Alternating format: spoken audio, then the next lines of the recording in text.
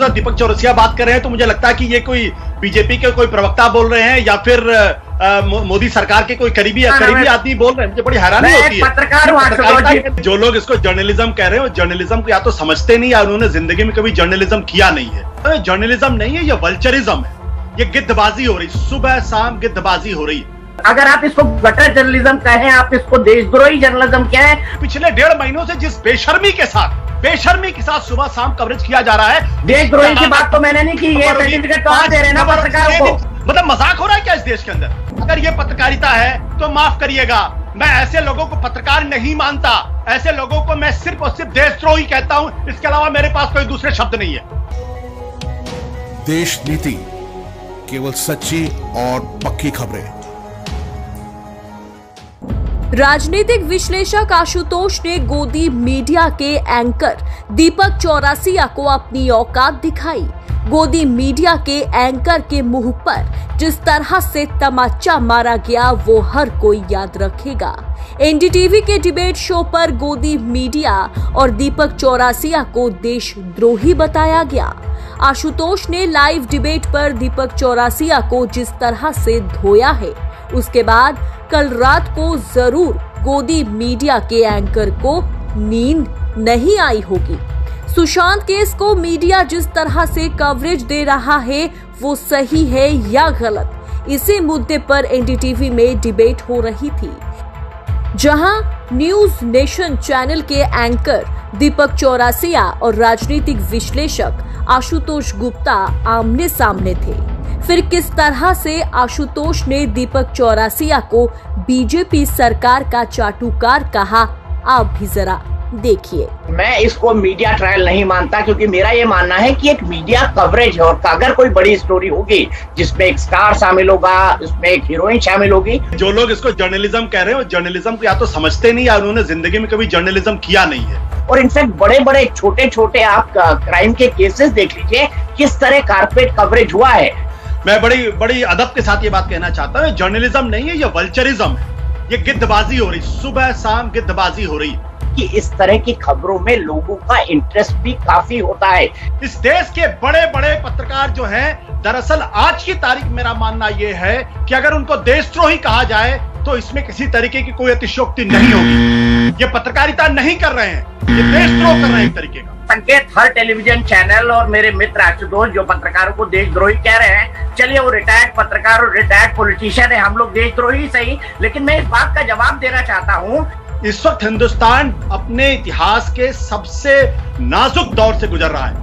Corona के cases Hindustan में per day 76,000, पिछले सारा रिकॉर्ड टूट गए। इसके अलावा इकोनॉमी -5 to -10% जाने वाली है। यह मुद्दा नहीं देश के सामने, लेकिन आप इसको गटर जर्नलिज्म कहते हैं, उसी गटर से हम सब लोग निकले तो हुए बस इसी पे चर्चा हो रही है। कह रहे हैं। बिल्कुल, अगर आप इसको गटर जर्नलिज्म कहें, आप इसको देशद्रोही जर्नलिज्म कहें। दीपक जो बात कह रहे थे आशुतोष, मुझे तो अगर मुझे पता नहीं होता, दीपक चौरसिया बात कर रहे हैं तो मुझे लगता है कि ये कोई बीजेपी के कोई प्रवक्ता बोल रहे हैं या फिर मोदी सरकार के कोई करीबी आदमी बोल रहे हैं। मुझे बड़ी हैरानी होती है। पत्रकार मैंने अभी देखिए एक सेकंड, देशद्रोही बोल दिया, देशद्रोही और क्या हो सकता है? जिस जगह से हम सब निकले हैं, अगर वहाँ देशद्रोह होता है तो आशुतोष जी ने भी देशद्रोह किया है 25 साल तक। क्या इस देश के अंदर 76,000 कोरोना केसेस पर डे आएंगे, उस पर वॉल टू वॉल कवरेज होगी या कवरेज नहीं होगी? चीन भारत की सीमा के अंदर पिछले 3 महीनों से बैठा हुआ है और 2-3 चैनल और 1-2 रिपोर्टर को छोड़कर सब सिर्फ ये कहने में लगे हुए हैं कि चीन भारत की सीमा में नहीं आया है। जो लोग इसको जानते हैं वो अच्छी तरीके से समझते हैं मैं क्या कह रहा हूं, लेकिन जो लोग ये बताने की कोशिश कर रहे हैं कि सुशांत सिंह राजपूत की जो मौत है उस पर मुझे भी दुख है, मैं भी उसका प्रशंसक था, लेकिन ये इतनी बड़ी स्टोरी है, जितनी बड़ी हिंदुस्तान में कोरोना क्राइसिस उतनी बड़ी स्टोरी है, या इतनी बड़ी स्टोरी है जिस तरीके से चीन भारत की सीमा में घुस बैठा उतनी बड़ी स्टोरी है, या भारत की अर्थव्यवस्था माइनस में जाने वाली उतनी बड़ी स्टोरी है। माफ करिएगा, मैंने इस तरीके की पत्रकारिता कभी नहीं की। पिछले 1.5 महीनों से जिस बेशर्मी के साथ सुबह शाम कवरेज किया जा रहा है, वैसी कवरेज आप भारत की अर्थव्यवस्था जो माइनस में जाने वाली है, 13 करोड़ लोग बेरोजगार हो गए हैं, उनके बारे में क्यों नहीं होती है? इस देश के अंदर जब चीन की घुसपैठ हुई, उस पर वॉल टू वॉल कवरेज क्यों नहीं होती है? देशद्रोही की बात तो मैंने नहीं की, ये सर्टिफिकेट तो आप दे रहे हैं ना पत्रकारों को। खबर होगी, 7 दिन खबर होगी, 8 दिन खबर होगी, है भाई? कितने दिन खबर होगी? टॉप हेडलाइन 1 दिन, 2 दिन, 3 दिन, 4 दिन, 5 दिन, 6 दिन, 7 दिन, 8 दिन, 9 दिन, 10 दिन, 12 दिन, 15, कितने दिन खबर होगी? 35, 40, 45 दिन लगातार और 70% टीवी कवरेज। मतलब मजाक हो रहा है क्या इस देश के अंदर? क्या हमने कभी पत्रकारिता नहीं की? क्या बाकी लोगों ने पत्रकारिता नहीं किया है क्या? और इनको मालूम क्या है? महाराष्ट्र पुलिस ने क्या जांच कंप्लीट हो गई?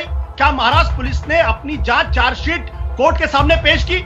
क्या कोर्ट ने उनसे कहा कि सेक्युलर जर्नलिज्म और कम्युनल जर्नलिज्म आ गया यहाँ पर, सेक्युलर जर्नलिज्म आ गया यहाँ पे। महाराष्ट्र सरकार डिफेंड भी होने लगी, महाराष्ट्र सरकार डिफेंड भी होने लगी, सिर्फ ये महाराष्ट्र सरकार डिफेंड भी होने लगी। पत्रकार इस देश लोग महाराष्ट्र सरकार को डिफेंड भी कर रहे हैं, जिसने कि सरकार कैसे अपनी जमीन गंवा दी, इस पर बहस नहीं होनी चाहिए। इस देश के अंदर सुप्रीम कोर्ट पे किस तरीके से हो रहा है मामला, जुडिशरी पर किस तरीके के दबाव पड़ रहे हैं, उस पर बहस नहीं होनी चाहिए। प्रशांत भूषण का मसला, उस पर बहस नहीं होनी चाहिए। बहस क्या होनी चाहिए कि पड़ोसी का कहीं पहरेदार मिल जाए, कहीं कोई गार्ड मिल जाए, कहीं कोई कुक मिल जाए, आप उसके आधार पर आप भी तो इन सबके बारे में लिखते रहते हैं ना। बहस तो हो रही है, हिंदी में बहस हो रही है। अगर ये पत्रकारिता है तो माफ करिएगा, मैं ऐसे लोगों को पत्रकार नहीं मानता। ऐसे लोगों को मैं सिर्फ और सिर्फ देशद्रोही कहता हूं, इसके अलावा मेरे पास कोई दूसरे शब्द नहीं है। लेकिन मैं ये कहना चाहता हूँ, देखिए महाराष्ट्र सरकार को भी डिफेंड करने लगे आशुतोष जी। मैंने कहा था ना, ये झगड़ा ये है कि सेक्युलर सरकार कोई गलती नहीं कर सकती, सेक्युलर सरकार का एजेंडा क्लियर होना चाहिए। ये महाराष्ट्र सरकार की एडवोकेसी भी करने लगे, ये महाराष्ट्र सरकार के प्रवक्ता भी बन गए। और सुबह से शाम तक, सुबह से शाम तक, सुबह से शाम तक आप जो सत्य हिंदी में सुबह से शाम तक के स्तर की बात कर रहे हैं। ये विवाद भी इसीलिए हुआ है, कम्युनल सेक्युलर एंगल विवाद भी इसीलिए हुआ है, ये विवाद भी इसीलिए हुआ है। तो देखा आपने, सुना आपने किस तरह से आशुतोष गुप्ता ने दीपक चौरासिया की बोलती बंद कर दी, किस तरह से आशुतोष ने चौरासिया को बीजेपी प्रवक्ता करार दिया। हमें पता है कि आपको ये वीडियो जरूर पसंद आई होगी, तो इस वीडियो पर आपकी प्रतिक्रिया क्या है जल्दी कमेंट बॉक्स में लिखिए। ऐसी और भी वीडियोस के लिए देशनीति को तुरंत सब्सक्राइब करें और जाते जाते वीडियो को लाइक करना ना भूलें। देश को बेखौफ, बेबाक और बुलंद आवाज की जरूरत है।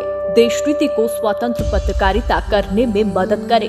अपनी इच्छा के अनुसार फोन पे या गूगल पे के जरिए अभी सहयोग करें 9650034524 नंबर पर।